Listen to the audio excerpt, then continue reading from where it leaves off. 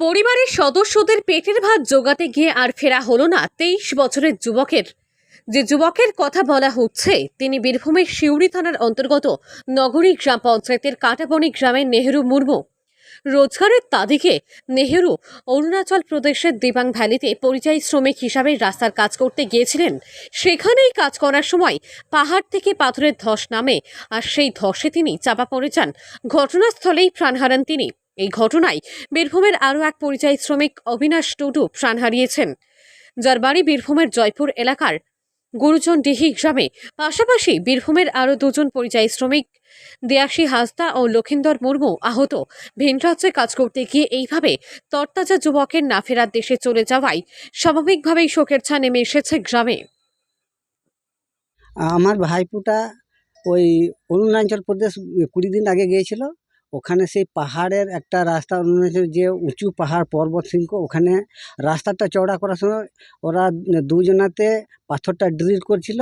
দিয়ে হঠাৎ করে একদম বিপদ, মানে তো পাথর ধসে নেমে মানে বডিটা ঢাকা পড়ে গেল। সেটা হচ্ছে ইংরাজি 4 তারিখে। আপনারা কিভাবে খবর পেলেন? আমরা পেলাম, আমার ছেলেটা নিজে সাইডে ছিল, ওখানে 12 জন ছিল, তার মধ্যে এখানে 4 জন ছিল, দুজন করে রোটেশন করে বোরিং করছিল। তখন ওরা পাথর বাইরে সরাইছিল আর এরা সেই ডেনামাইট ফাটানোর জন্য বোরিং করতে করতে হঠাৎ একদম বিপর্যয়, মানে পাথর ধসে নেমে বডিটা ঢাকা পড়ে গেল। আমাদের ছেলেগুলো ওখান থেকে আমাদেরকে জানিয়ে দেয় যে দাদা এরকম চাপা পড়ে গিয়েছে। ওখান থেকে জিসিপি দিয়ে পাথরগুলো সরিয়ে তারপর ডেড বডিকে সরানো হয়। কি করে খবর পেলেন? আমরা ফেললাম সরাসরি আমার ছেলেটায়, ওখানে ওর দাদার সঙ্গেই, দাদা ভাইটি একসঙ্গেই ছিল।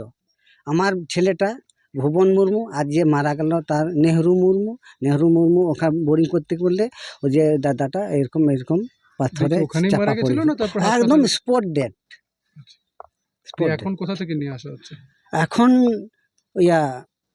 প্রথমে ওই অরুণাচল প্রদেশ থেকে মানে 14 ঘন্টা পাহাড় থেকে নামিয়ে মানে পোস্টমর্টম হয়েছে হসপিটালে। তারপর মানে অ্যাম্বুলেন্স করে এই যে বুধবার থেকে বুধবার, বৃহস্পতিবার, শুক্রবার, শনিবারে আমাদের ডেড বডিটা এই এখন পর্যন্ত আসছে।